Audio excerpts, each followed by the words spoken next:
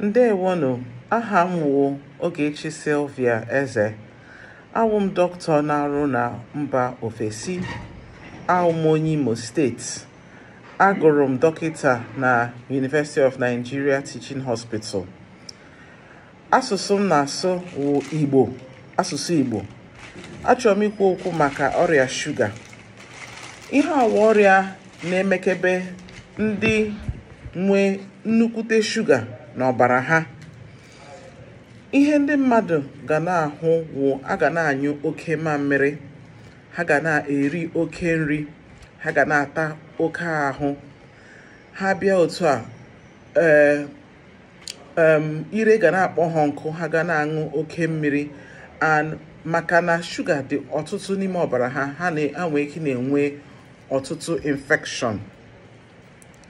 Ekwugo m ihe na-ebute ya. Ihe na-ebute ya wụ mgbe ahụ mmadụ enweghị ike ịgbari shuga nọ n'ime ọbara mmadụ. Ya bụ ndị a na-eri ihe na-atụ brebre nnukwu, ma ọ wụ ndị nwere ọtụtụ ọrịa nwee ike ime ka ha nwee ọrịa shuga. Kedu otu ha ga-eji gbochi ya? Anyị ga na-ele ihe anyị na-eri anya.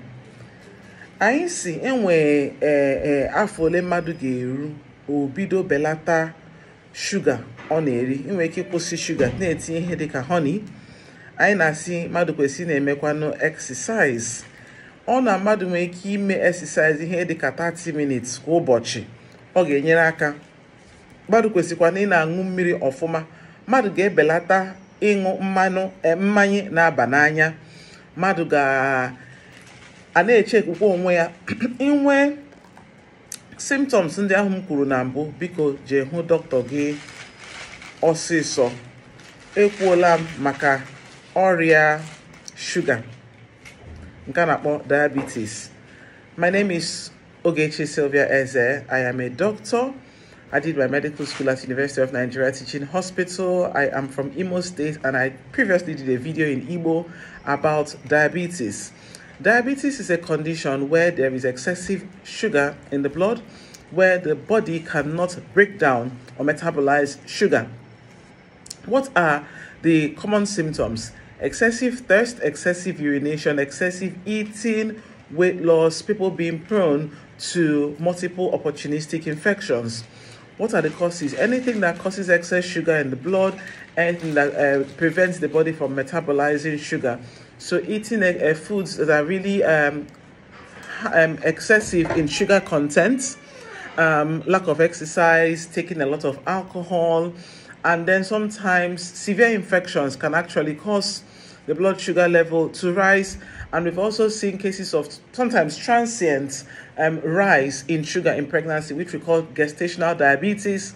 This should be managed by a consultant gynecologist in conjunction with an endocrinologist. What are the ways to prevent it? Reduction of sugar intake in our food, increase exercise. The more we exercise, the more we can metabolize and break down sugar. Keeping ourselves well hydrated, reducing our alcohol intake, and also reducing our fatty food intake. If you have any of the symptoms I mentioned earlier, the 3 cardinal symptoms: excessive eating, excessive urination, excessive thirst, please see your doctor for testing. Thank you very much, and happy Independence Day to my country, Nigeria.